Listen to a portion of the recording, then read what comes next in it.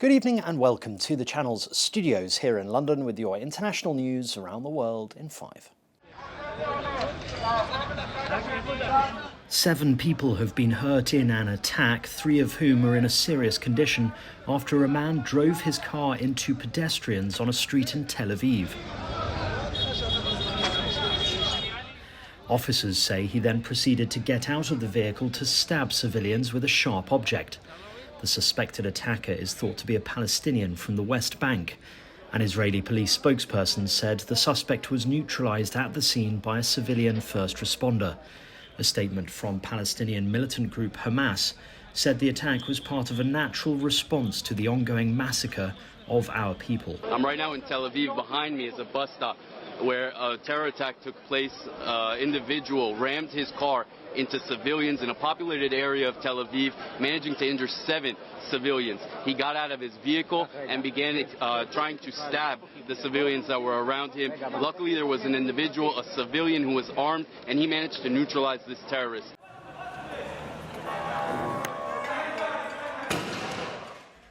Meanwhile, Palestinian authorities say the 10 people killed during Israel's operation yesterday were between 16 and 23 years old. Photos have emerged of the operation continuing today. Thousands have left the refugee camp in the West Bank since it began. Israel says it is almost complete, but the United Nations says it is worried about the use of force. We are alarmed at the scale of air and ground operations that are taking place in Jenin and continuing today in the West Bank, and especially on airstrikes hitting a densely populated refugee camp. This is the second operation in Jenin involving airstrike within 2 weeks. Assessments are ongoing, and as I said, operations are continuing, but as of this morning, the Palestinian Ministry of Health confirmed the deaths of 10 Palestinians, including 3 children. A prominent Russian journalist and a lawyer have been attacked and suffered serious injuries after several masked men in the Russian region of Chechnya forced their car to stop. Yelena Milashina, a well-known journalist for the Novoye Gazeta newspaper, which has lost its license in Russia, was travelling to the Chechen capital Grozny from the local airport with a lawyer called Alexander Nemov when they were attacked. The attackers shaved Milashina's head, broke several of her fingers and covered her head with green dye. There has been no immediate comment from the authorities in Chechnya.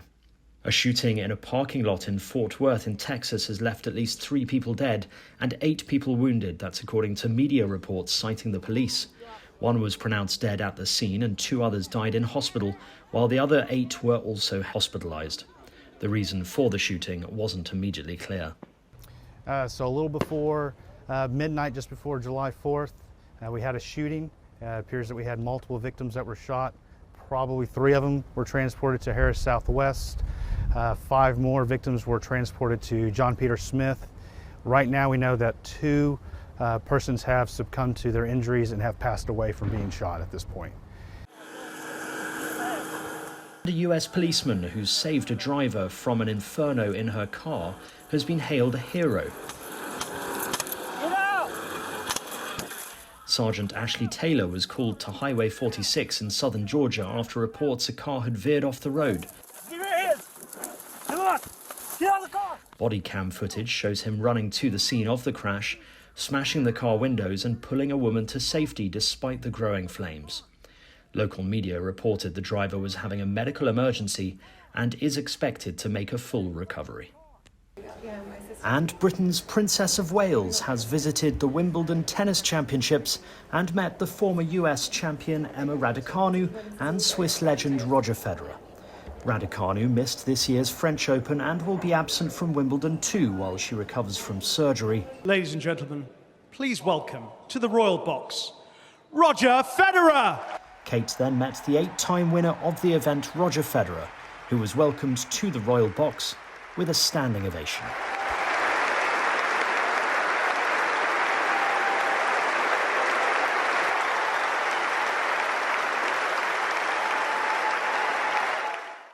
And that's your international news around the world in 5. Now back to the channel's studios in Lagos.